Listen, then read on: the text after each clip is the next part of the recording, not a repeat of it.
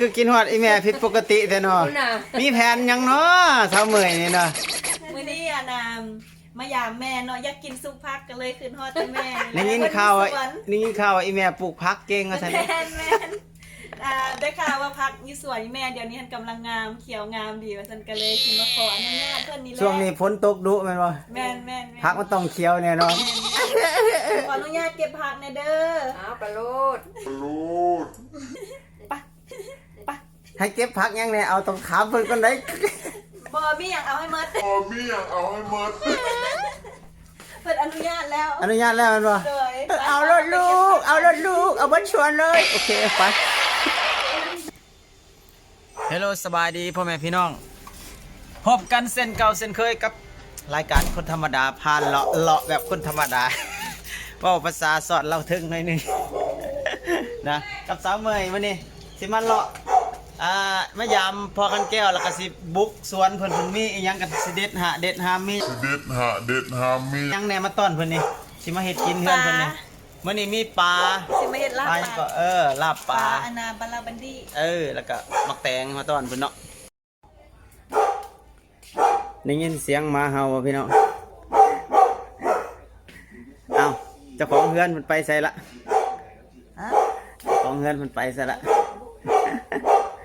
สงสัยอยู่คนละอยู่สวนหลังบ้านพี่น้องอยู่ใส่เจ้าของเฮือนโอ้สบายดีเจ้าของเฮือนโอ้ยบ่แม่นอันนี้ขม่าสาวมาดิแม่โอ้ยมันมาโดนสาวขม่าบ่เจอสังเกตสวนหลังบ้านพี่น้องสวนหลังบ้านเที่ยวทุ่งพี่น้องแม่สิเข้าไปเบิ่งอันนี้พักอีหยังเนี่ยตาสะออนโอ้ยขม่าstop nowมาดีพ่อกันแม่มาดีพ่อยินดีมีแห้งขอคันแก้วเรื่องนี้นะโดนเห็นกันเพิ่นกำลังเกียมหัวสิมาเฮ็ดลาบปลาเพิ่นเกียมมกหอมบัวหอมเทียมเอ้ยสบายดีเฮ็ดหยังอยู่เด้โอ้ยคือกินฮอดอีแม่ผิดปกติแต่เนาะ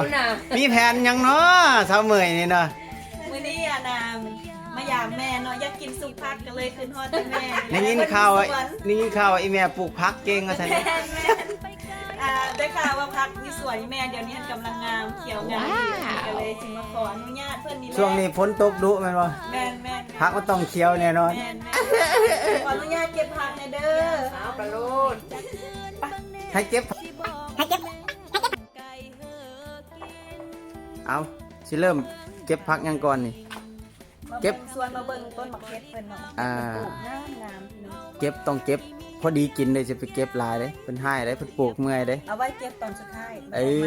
เก็บผักก่อนเก็บผักสิกินกับยังนี่เอาถามก่อนสิเฮ็ดซุปผักแล้วก็สิเฮ็ดลาบปลาว้าวมันสิเกิดบ่ลาบปลายังเป็นน้ำก้อนอยู่แซ่ก่อนนิดนึงซ้ำๆเก็บผักแล้วเนาะอีแม่แซ่ปลาแล้วแม่ใช่เลย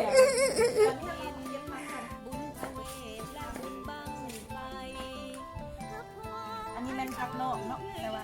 มาเลาะบางส่วนเพิ่นก่อนมาเพิ่นมีผักนอกเป็นงามทีเดียวเอาเก็บพอดีพอกินเด้อคนขี้ข้านนี่ดูแต่เก็บพี่น้องอันนี้มันผักนอกเขาสิเอาแต่ใบมันงามเด้อพี่น้องผักนอกเพิ่นปลูกมันงามดีกันเฮาปลูกดิเฮาปลูกก็งามปลูกบ่ทันปลูกบ่ทันให้กินหมด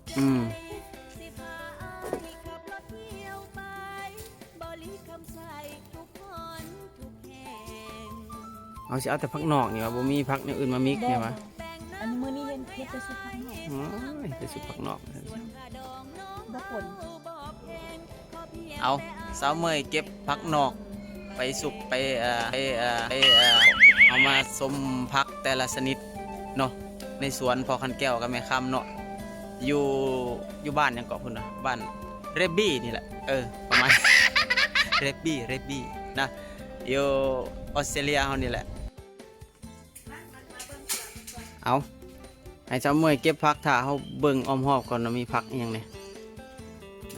อันนี้แม่นมะละขี้นกมันใหญ่แท้มันบ่แม่นขี้นกเลยนี่มันขี้ไก่แท้ๆใหญ่นะอุ้ยของกินของแก้มอีกเนาะมะเขืออันนี้ มะเขือเปาะพี่น้องมะเขือเปาะพอดีหน่วยละคำเลยนั่นนะหูบ่เป็นหยังเขาจะเอิ้นว่ามะเขือเปาะ สิเอามาย ำบาทเดียวดังเปาะโหลด สิเก็บมะเขือเปาะไปใส่ งาน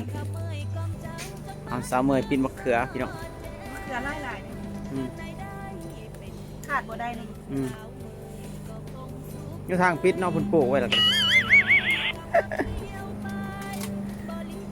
อุ้ยแต่งตัวเข้ากับสวนพักเลยพี่น้องเขียวลืมเลยกันเลยแยกบ่ออกผู้ใดคนผู้ใดพัก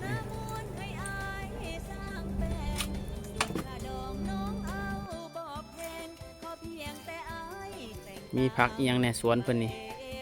มีผักอีตูผักนั่งตู้เอาผักนั่งตู้หมากถั่วยาวถั่วฟุ่มเนาะบ่เป็นเครือเลยนี่เพราะว่ากระซับพื้นที่อ่ะอันนี้หมักเพชรโอ้ยกัดกินกับลาบกับเฟอพี่น้องเอ้ยบ่น้ำลายแตกอันนี้เผือกภาษาอังกฤษว่าทาโร่บ่แม่นปลาทาโร่เด้อพี่น้องเผือกแปลว่าทาโร่หัวเผือกแปลว่าทาโร่ซื่อๆก็ใบเผือกนี่ทาโร่ลิฟว่าซั่นเด้อันนี้ใบแมงดาตุ๊งามวะจังไดพอสุบแล้วบ่ซะเมื่อย พอแล้ว พอแล้วเนาะเอาโอ้เต็มซามพี่น้องได้หยังผักนอกแน่แล้วก็มะเขือ นอก เอาผสมเนาะขาดอย่างเดียวไม่หยังขาดหยังพุ่นวะขาดมักปี้ก็ได้ ใส่ก็ได้บ่ใส่ก็ได้มักปี้ก็ยังเป็นกกอยู่พี่น้องยังบ่ออก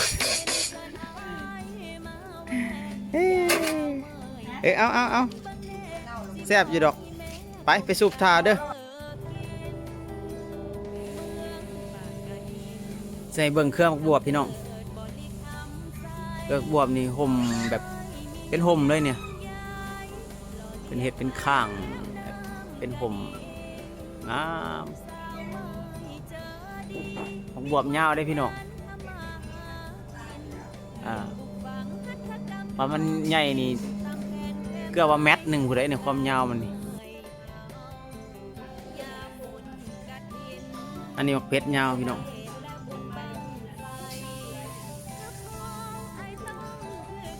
นี่มักเพชรดำพี่น้องเพชรสีดำปลูกง่ายๆใส่กระถางแบบนี้เนาะ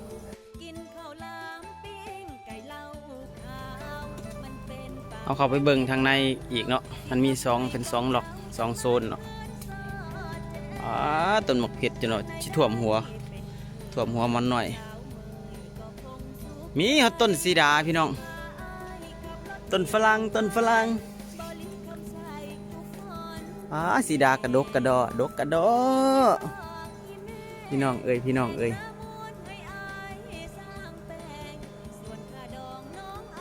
ดกกระดอพี่น้องขอซิมเด้อหมากหนึ่งเด้อ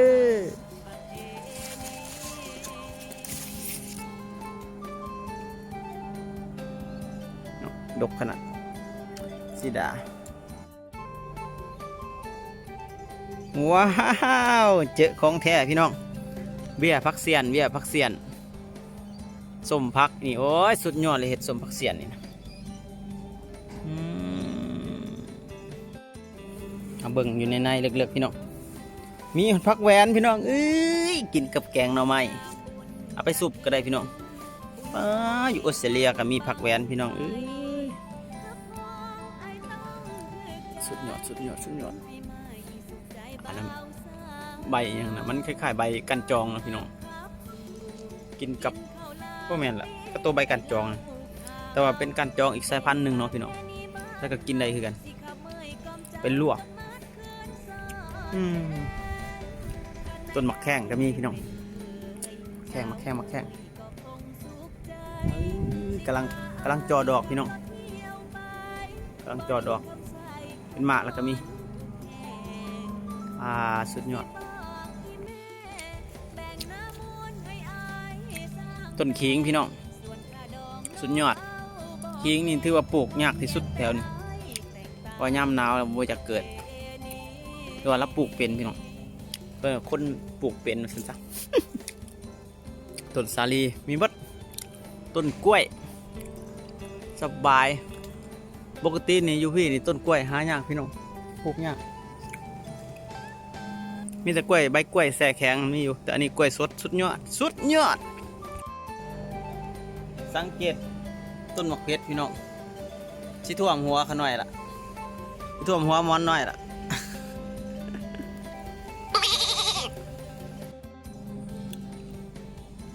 อันนั้นมักแปบพี่น้องมักแปบเรือมักแปบกำลังขึ้นพี่น้อง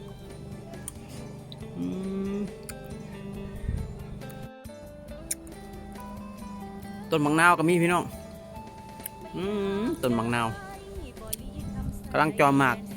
มักพี่น้องน้อยๆพี่น้องเนี่ยเห็นปะกำลังเป็นหมากคักครบหมดตัวนี้กะเพราก็มีพี่น้องจะเฮ็ดผัดกะเพรานี่สบายบัวละผ้าเอาไปกินกับเฟอเนาะพี่น้องแซ่บสุดหอมบัวกับปลูกง่ายๆพี่น้องใส่กระถางประหยัดพื้นที่เพื่อปลูกได้หลายแนวเนาะบัวบ้านเฮาหอมใส่ลาบปลามีหัดต้นบางยมพี่น้องสุดยอดกินกับลาบปลาจะได้เอายอดบางยมกินกับลาบปลาก่อนพี่น้อง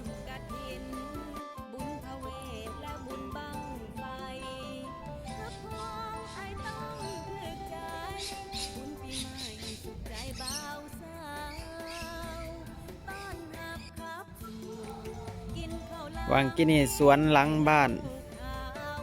วันนี้สวนหน้าบ้านพี่น้องส้มผักเสียนไม่น้านผักเสียนเต็มเลยน้ำผักแปบโอ้มีดอกคูณพี่น้องดอกคูณอยู่ออสเตรเลียพี่น้องเหลือกินเหลือใส่เหลือขายพี่น้องมะเขือต้นได้ก็เต็มกก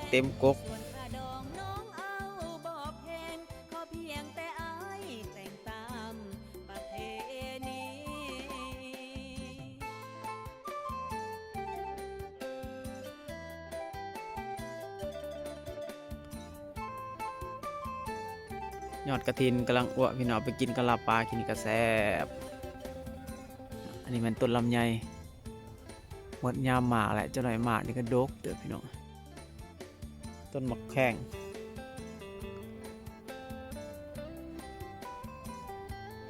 ดอกคูณลาวพี่น้องดอกคูณลาวสุดยอดเป็นจังไดล่ะพี่น้องเลาะชมสวนพ่อคันแก้วกับแม่ค่ำมื้อนี้ถือว่าเต็มที่เนาะเต็มตาสันซะได้เห็นเมื่อผักอย่างทุกชนิดที่หายากอยู่ในออสเตรเลียนี่เนาะผักแบบลาวๆเฮานี่ทุกชนิดเนาะ